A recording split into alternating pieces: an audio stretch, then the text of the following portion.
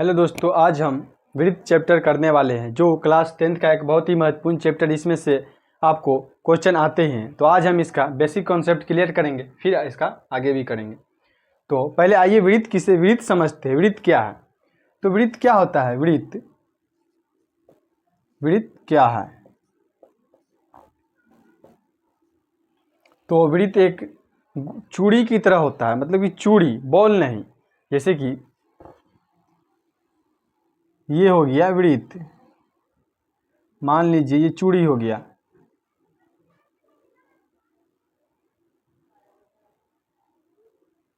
मान लीजिए कि चूड़ी की तरह दिखने वाला जो होता है वो वृत्त होता है। वृत्त में क्या होता है, ये बॉल की तरह नहीं होता। जैसे बॉल होता है ऐसे हुआ, फिर ऐसे रहता है, फिर ऐसे रहता है, तो ये वृत्त नहीं, ये वृत्त है। वृत्त चूड़ी की तरह, जैसे बाला वाला पहनते हैं हम लोग, उसी की तरह रहता है वृत्त। तो ये पहले क्लियर हो गया कि वृत्त चूड़ी की तरह होता है, चूड़ी की तरह। अब समझते हैं कि वृत्त में क्या क्या रहता है। तो वृत्त के सबसे बीच में जो बिंदु की तरह, जैसे बीच, सबसे बीच वाला जो स्थान रहता है उसे हम वृत्त का केंद्र कहते हैं। वृत्त का केंद्र इसे हम कह सकते हैं कि वृत्त का केंद्र,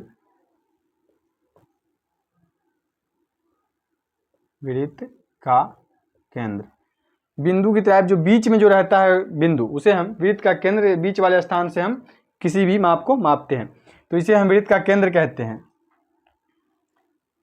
मान लीजिए इसको हम वृत्त का केंद्र कहते हैं। और इसी में एक होता है वृत्त की त्रिज्या। वृत्त की त्रिज्या क्या होती है कि जैसे कि हमने ये आधी दूरी ले लिया, वृत्त की ये त्रिज्या हो गई। ये बिंदु से लेकर के पृष्ठ परिमाप तक जो दूरी हम मापते हैं उसे हम त्रिज्या कहते हैं। ये हो गई त्रिज्या, वृत्त की त्रिज्या।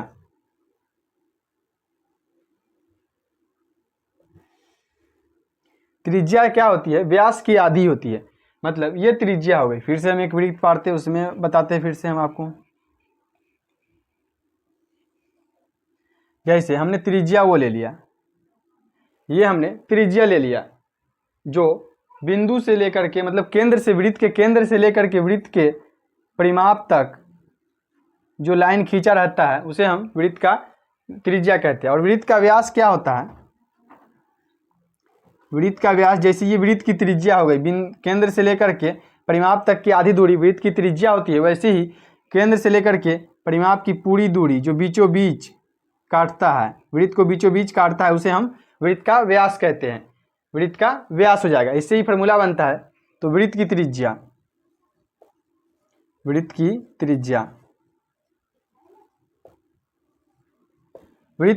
क्या होगा?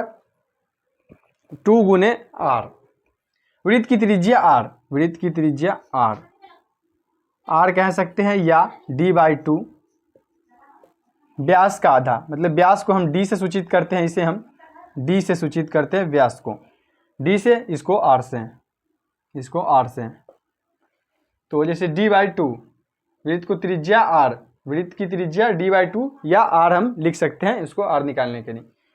तो ये भी कह सकते हैं वृत्त की त्रिज्या r बराबर d/2, व्यास का आधा। और वृत्त का व्यास, अब लिखेंगे वृत्त का, ये फॉर्मूला है, आप लोग लिख लीजिएगा। वृत्त का व्यास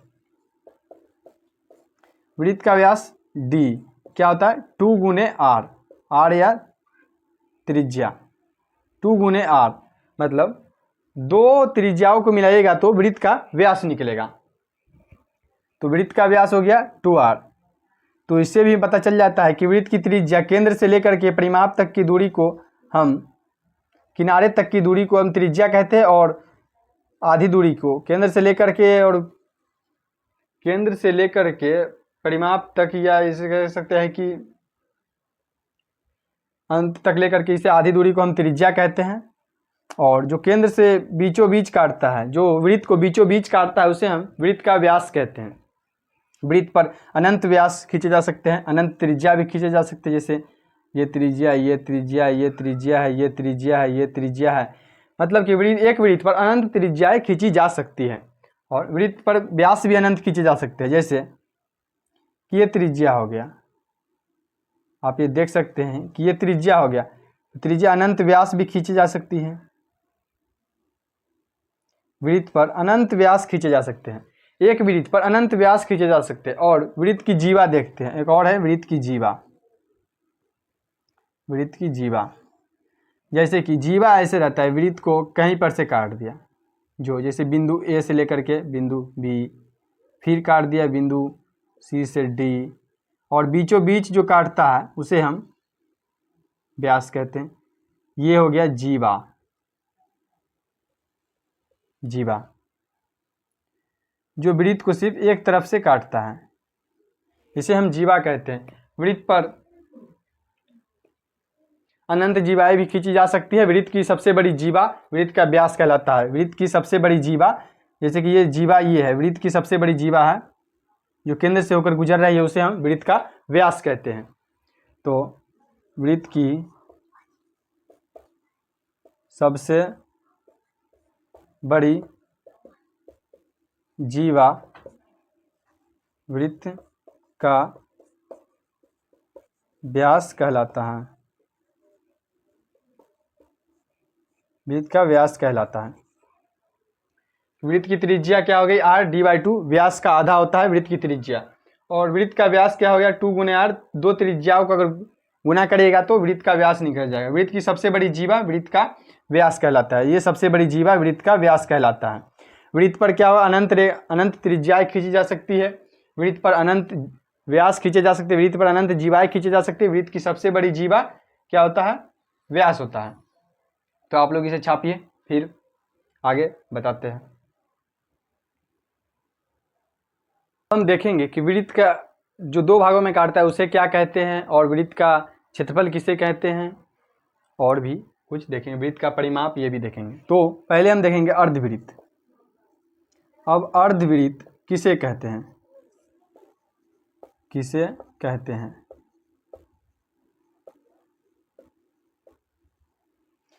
वृत्त तो पूरा जो चूड़ी की तरह जो पूरा रहता है उसे हम वृत्त कहते हैं। अर्धवृत्त किसे कहते हैं, जैसे एक चूड़ी है, व्यास जब इसे 2 भागों में बांट देता है तो इसे हम अर्धवृत्त कहते हैं। ये हो गया अर्धवृत्त, या ऐसे भी ले सकते हैं, ऐसे ले लीजिए, यहाँ पर ये नहीं लिखिए। इसे हम 2 भागों में बांट देता है तो एक भाग ये बचता है, जैसे ये एक भाग बचा तो ये हो गया अर्धवृत्त। मतलब वृत्त का व्यास जब वृत्त को 2 भागों में बांट देता है तो उसमें 2 अर्धवृत्त निकलते हैं। तो ये इसे जैसे कि हमने ये इसको काटा 2 भागों में और एक भाग यहाँ निकाल करके रख दिया तो उसे हम अर्धवृत्त कहेंगे। तो अर्धवृत्त के बारे में तो समझ ली। अब परिमाप, अब वृत्त का परिमाप। अब वृत्त का परिमाप क्या होता है, ये तो अर्धवृत्त के बारे में था, इसको यहाँ पर लिख देते हैं।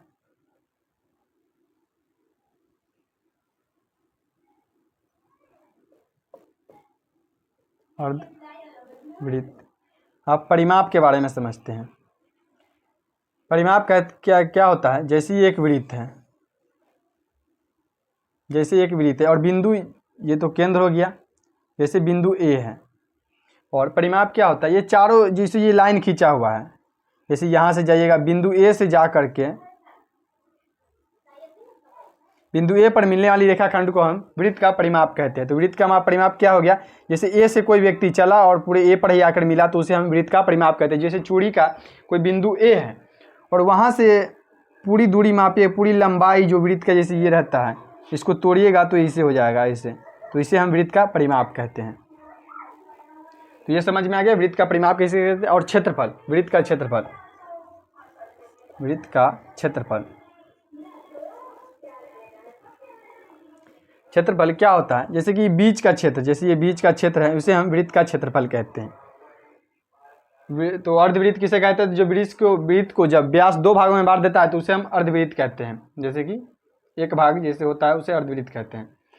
अब है वृत्त का परिमाप। वृत्त का परिमाप क्या होता है, जैसे कि कोई वृत्त है और बिंदु ए से लेकर के बिंदु ए तक की दूरी को हम वृत्त का परिमाप कहेंगे। और क्षेत्रफल क्या होता है, वृत्त के अंदर का जो भाग होता है उसे हम वृत्त का क्षेत्रफल कहते हैं। तो ये छापिए फिर आगे। तो हमने वृत्त के बारे में समझ लिया। अब हम कुछ क्वेश्चन करते हैं जो कि उसी फॉर्मूले पर है। तब क्वेश्चन है, क्वेश्चन दे देगा कि वृत्त का व्यास निकालें, व्यास निकालें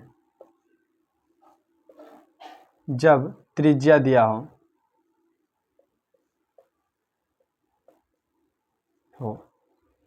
पहला है वृत्त की त्रिज्या दिया है, तो पहला है वृत्त की त्रिज्या 4 सेंटीमीटर त्रिज्या, त्रिज्या पहला क्वेश्चन है 4 सेंटीमीटर त्रिज्या दिया हुआ है, तो हमें क्या कह रहा है, व्यास निकालने के लिए बोल रहा है। तो व्यास निकालने के लिए क्या होता है, तो वृत्त का व्यास क्या होता है, सॉल्यूशन पहले देंगे। वृत्त का व्यास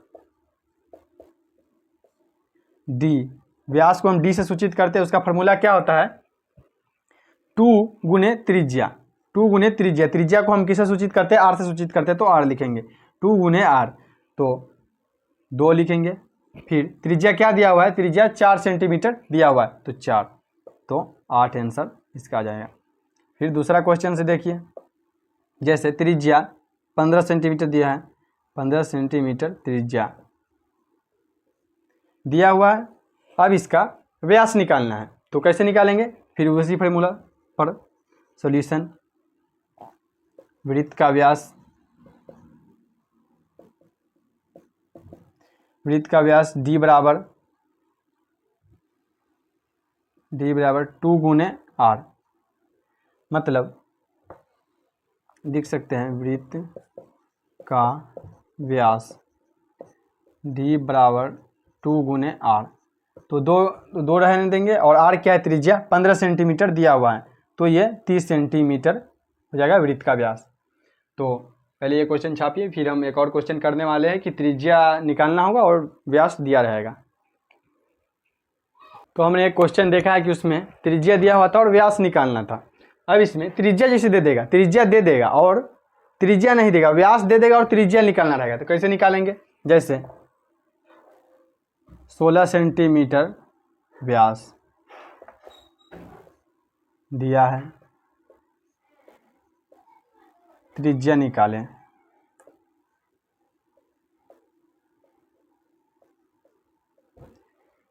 जैसे क्वेश्चन है 16 सेंटीमीटर व्यास दे दिया गया हुआ, अब तो हमको कह रहा है कि त्रिज्या निकालना है, तो कैसे निकालेंगे, तो हम लोग जानते ही है वृत्त की त्रिज्या, पहले लिखेंगे दिया है वृत्त का व्यास d बराबर 16 सेमी, तो क्या निकालना है हमें, वृत्त की त्रिज्या निकालना है, तो वृत्त की त्रिज्या निकालना है, तो अब लिखिए फिर, अब वृत्त की त्रिज्या, त्रिज्या r बराबर d/2, मतलब व्यास का आधा, व्यास का आधा त्रिज्या होता है, तो d/2, तो d कितना दिया हुआ है, 16, 16/2 हो जाएगा 8 सेंटीमीटर त्रिज्या। ये क्वेश्चन कितना आसान था, निकल गया। फिर एक और क्वेश्चन देखते हैं, जैसे क्वेश्चन दे देगा कि 18.6 व्यास है, तो त्रिज्या निकालें, तो हम कैसे निकालेंगे, 18 सेंटीमीटर जैसे व्यास दे दिया हुआ है, तो त्रिज्या कैसे निकालेंगे, तो त्रिज्या दिया है, पहले लिख देंगे व्यास d बराबर 18.6,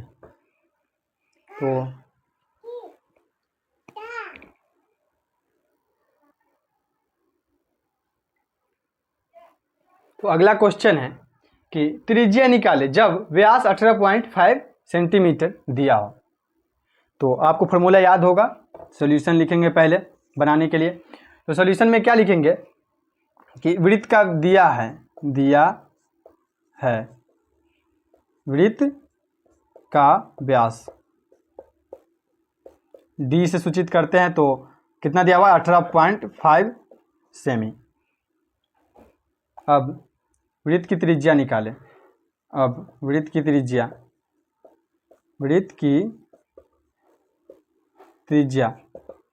r बराबर d/2। वृत्त की त्रिज्या निकालने के लिए व्यास को आधा करते हैं, तो इसमें 2 से भाग देंगे तो ये आधा हो जाएगा। तो क्या दिया हुआ है ये 18.5/2। तब इसे काटिएगा तो 9.25 आ जाएगा आपका, 9.25 सेंटीमीटर त्रिज्या। तो त्रिज्या बराबर 9.25 सेंटीमीटर आंसर आ गया। तो ये क्वेश्चन कैसा लगा? अब हम कुछ फार्मूला देखेंगे और फिर इस सेशन को आज समाप्त करेंगे, फिर आगे क्वेश्चन कल करेंगे। अब हम कुछ फार्मूला देखने वाले हैं जिस पर क्वेश्चन बनते हैं। तो आइए फार्मूला देखते हैं। तो पहला है वृत्त की त्रिज्या, सब फार्मूला लिख लीजिए। पहला में वृत्त की त्रिज्या, जिसे हम r से सूचित करते हैं d/2, व्यास का आधा होता है। दूसरा है वृत्त का व्यास d बराबर होगा 2 गुने r, 2 गुने त्रिज्या लिखेंगे तो वृत्त का व्यास निकल जाएगा। अब हो जाएगा वृत्त का क्षेत्रफल, वृत्त का क्षेत्रफल 2πr, नहीं 2πr नहीं होगा, πr²। चौथा है वृत्त की परिधि 2πr, वृत्त की परिधि हो जाएगा 2πr। अब हो जाएगा अर्धवृत्त की परिधि क्या होगा? पांचवा है अर्धवृत्त की